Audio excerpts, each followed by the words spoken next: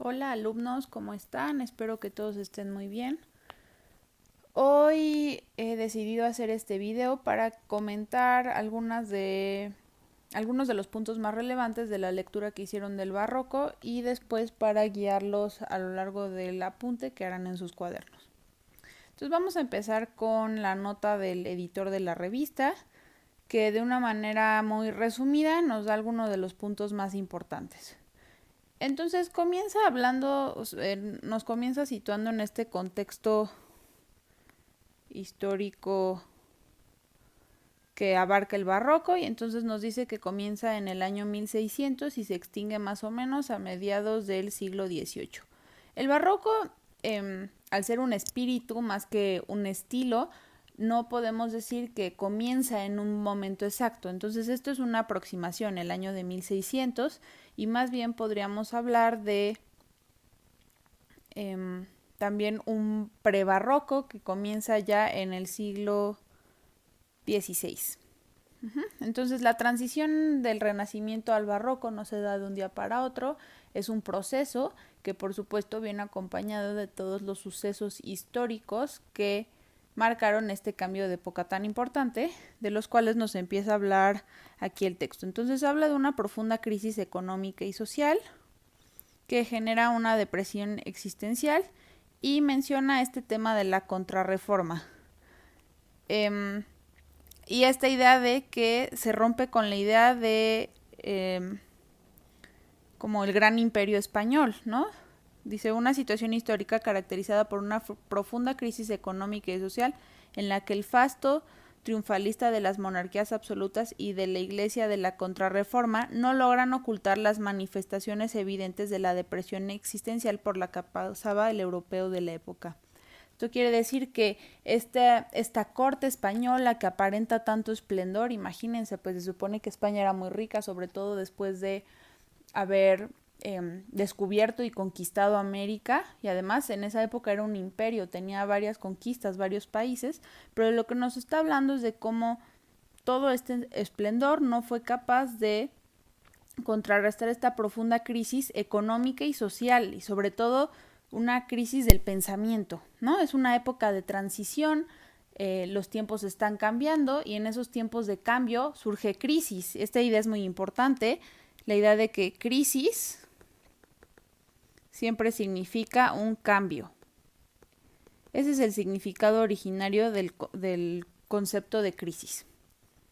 Ok, más adelante en el apunte les voy a explicar con más detalle este tema del contexto histórico, pero básicamente el tema de la contrarreforma es que en Europa surge el protestantismo, ¿no? Esta iglesia a partir de una serie de sucesos históricos muy específicos que involucran, por supuesto, a Alemania y a Inglaterra. Bueno, la contrarreforma es la respuesta de la corte española frente a este protestantismo. Entonces, bueno, como España trata de negar como esta nueva forma de creencia en Dios con la contrarreforma, pero la realidad es que se está expandiendo por toda Europa, ¿no? Y ni todos sus esfuerzos, ni todo el dinero, ni sus enormes iglesias pueden negarlo. Ok, y aquí nos hace un resumen muy bueno de todas las características del arte barroco, ¿no? Y nos está hablando de que hay una crisis de este humanismo optimista, el humanismo del Renacimiento. Si recuerdan, habíamos visto que en el Renacimiento se coloca, se coloca al hombre como, como el centro del universo, ¿no? Entonces es el humanismo renacentista, el hombre por encima de la iglesia, aunque no quiere decir que se niega a la iglesia ni que deja de haber una profunda creencia religiosa, sobre todo en España, pero el humanismo quiere decir eso, el hombre en el centro del mundo, ¿no? Y entonces el Renacimiento es una época muy optimista, es una época en la que se retoman muchos de los aspectos de la época clásica. Y el barroco no es que sea lo contrario al renacimiento, pero es que ya no se cree con tanta fe en este optimismo del renacimiento. Ya hubo una crisis, ya hubo acontecimientos históricos importantes que hacen que el, ya no se crea con tanta fe en estos idealismos del Renacimiento, ¿no? Entonces por eso hay una actitud de desencanto, visión de lo real como apariencia e ilusión, es decir, no creer en todo lo que ves y en saber que la realidad puede ser engañosa. Y de ahí se deriva esta idea de la teatralización del mundo y de la vida. Pensar, bueno, si todo es engaño, pues entonces el mundo es teatro y todo lo que hagas, puedes hacer lo que sea y no importa. Hay una conciencia aguda del tiempo, y ahorita en la lectura hace un comentario interesante de por qué surge esta conciencia del tiempo y de la muerte como finitud absoluta. Entonces aquí hay un buen resumen de muchos de los temas importantes del barroco. Pero lo que nos está diciendo también es que a pesar de que fue una época de profunda crisis espiritual, también fue una época en la que hubo un esplendor de las artes. Entonces, no sé si recuerdan esta idea del siglo de oro,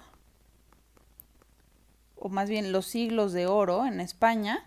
Bueno, pues abarcan el Renacimiento y también el Barroco. ¿Por qué siglos de oro? Porque fueron 2 siglos en los que en España especialmente hubo un auge en las artes, hubo una proliferación de autores, de artistas, etcétera, que crearon obras muy valiosas para la literatura universal y no solamente la literatura española. Bueno, y aquí por último menciona el tema del barroco iberoamericano, ¿no? Que vamos a ver después con la figura de Sor Juana Inés de la Cruz. Porque vamos a ver que ocurre algo muy interesante, y es que el barroco, que es este espíritu lleno de contradicciones, pues en realidad define muy bien también todo lo que estaba pasando en América. Este nuevo terreno, bueno, relativamente nuevo en esa época, para los españoles obviamente, no es que no existiera antes de su descubrimiento, pero nuevo en el sentido que se crea una nueva cultura, una mezcla de lo indígena y de lo español, que deriva en muchas contradicciones que encuentran afinidad en este espíritu del barroco. Y Sor Juana Inés de la Cruz es una de las figuras que representa esto. Ok, entonces vamos ahora al artículo principal que habla de estos dos conceptos de pesimismo y exuberancia, ¿no? Y así es como define este espíritu de contradicciones del barroco. Contradicciones que no se resuelven, y que hay una guerra y tensiones constantes. Y eso es lo que hace al barroco, su contradicción. Entonces, parte desmintiendo esta idea de que el barroco tenga que ser un estilo definido de arquitectura, que sí lo era, y aquí de hecho vemos un ejemplo, ¿no? Y ahorita hablamos de esto, sí lo era, pero este estilo era una manifestación de algo mucho más profundo, y eso es a lo que se le conoce como el espíritu del barroco. Entonces habla del barroco más como una actitud ante la vida y no solamente un estilo, el barroco como un término mucho más amplio. Bueno, y aquí me gustaría detenernos en este dato curioso que nos da la lectura, que es que en esa época fue cuando aquí lo decía,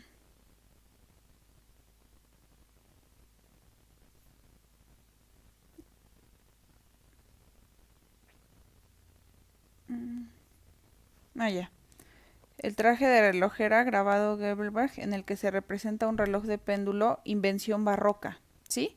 Antes no existían los relojes y en esta época empiezan a adornar las grandes cortes. Entonces, antes la noción del tiempo que tenían las personas era una noción del tiempo vaga, pero esta noción del tiempo ahora se hace más precisa y es esta idea de el tiempo persiguiéndote.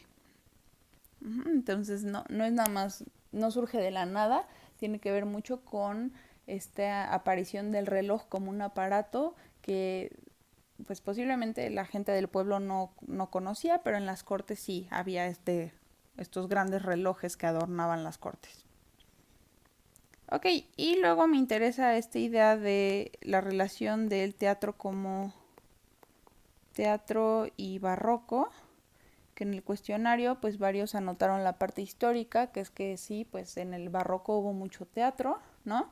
Pero aquí hay una relación mucho más profunda que va con esta idea de el mundo como un escenario que se relaciona con la idea de las ilusiones o las apariencias, ¿no? ¿Qué es el teatro si no es una representación? No es real, el teatro no es algo real. Entonces es esta idea de el mundo como un engaño, ¿no? Pero a la vez el mundo entonces como un lugar lleno de posibilidades. A eso se refiere más bien la relación entre el mundo y el teatro.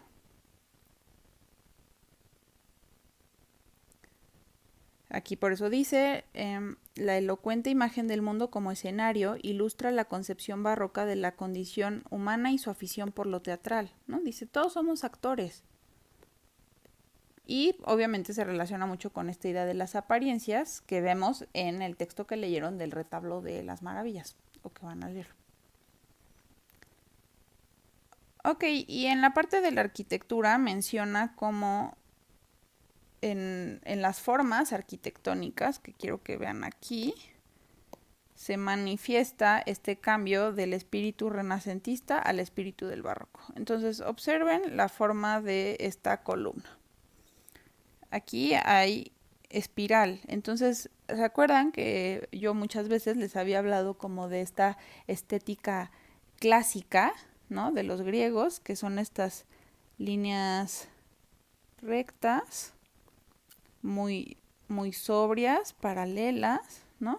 Y esto era lo que se aspiraba como esta arquitectura perfecta y matemática, es a lo que se aspiraba en el Renacimiento. Retomar lo clásico. Bueno, pues el barroco tuerce el Renacimiento, toma estas columnas perfectas y les da vuelta, las retuerce.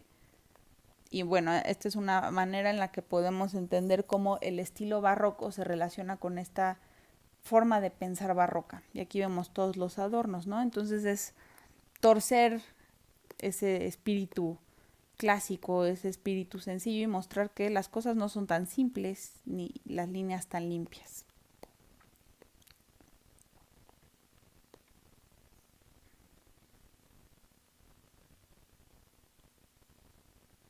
Bueno, luego habla también del cristianismo, del espíritu general en la época, aunque aquí da datos muy concretos y muy específicos. Pero aquí me gusta la manera en la que define el barroco. Entonces, aquí habla de las contradicciones y dice, la tumba, porque parte de esta idea de cómo estaban muy conscientes de la muerte en el barroco y además también hay una crisis de fe, porque en la Edad Media, bueno, te morías, morirse solo significaba pasar a otra vida. Pero ¿qué quiere decir que hubiera un miedo a la muerte? Pues obviamente se relaciona con una crisis de fe, se pone en duda. Quizás nadie lo dice, pero sí hay un poco esta duda y se plantea la idea de que pues quizás la vida es todo lo que existe y que después de la muerte no hay nada más, ¿no? Y entonces en ese sentido hay mucho pesimismo en torno a la existencia del ser humano y lo que significa ser humano. Pero por otro lado, a partir de esta cercanía con la tumba, y aquí lo dice, surge paradójicamente una extraordinaria capacidad de vivir y de gozar. Que aquí sí hay una relación con el Renacimiento y con esta idea del carpe diem, que tiene que ver con tomar el día, disfrutar el día, ¿no? Vivir la vida porque se va a acabar.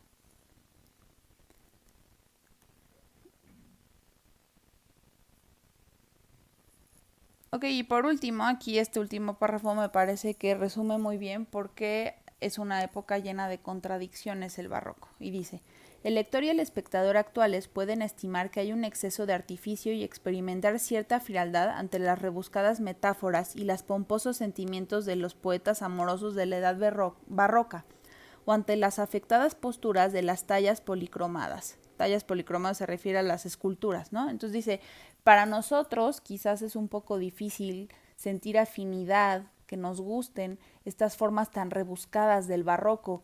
Por ejemplo, la poesía de Góngora y Quevedo, pues primero pueden crear rechazo, porque si bien podemos admirar que son pues obras maestras de la poesía, por otro lado nos parecen pues complejas, llenas de dificultades. Entonces lo que está diciendo, puede resultarle difícil al ser humano contemporáneo tener una afinidad por lo barroco. Pero a veces es posible emocionarse aún con un soneto amoroso o una oda fúnebre, con una tragedia heroica o una comedia ingeniosamente pergeñada, como la de El retablo de las maravillas, y maravillarse de la audacia con que esos artistas reflejaban hace 3 siglos un mundo que no había perdido todavía, y esto es lo que más me gusta, un mundo que no había perdido todavía el sentido del prodigio y del hechizo. Es decir, que a pesar de que es un mundo del desencanto, todavía queda un dejo de credulidad. Todavía hay esa chispa, esa mentalidad antigua todavía en la que se cree en algo. Dando fe de la última visión cabal, última, o sea, ya es la muerte de esto, que hubo en Europa, de un universo aún no desprovisto de su carácter divino. Es decir, en el que todavía hay creencia en algo, aunque se ponga en duda, pero para poner en duda tiene que haber también creencia. Entonces esa es la contradicción última del barroco. Ok, bueno, ahora vamos a ver el Apu.